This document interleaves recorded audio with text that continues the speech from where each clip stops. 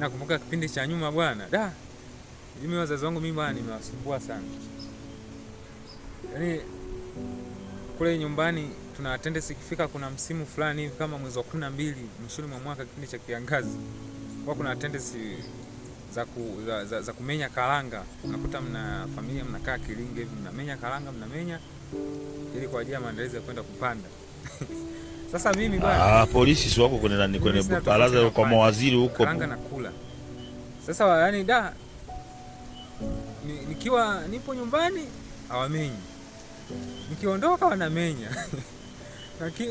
Na nilivyogundua hivyo nikasema sawa. Ukimenya nipo nakuwa namenya lakini siri sana. Ila kuna mifuko yangu hiyo nimeiandaa.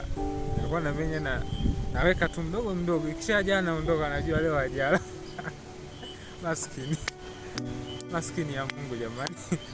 Nikishaenda huko na mifuko kabisa 3 4 nakula ndio nyumbani nimeshiba. Unajua ameshabadilika kumbe hali iko vile vile.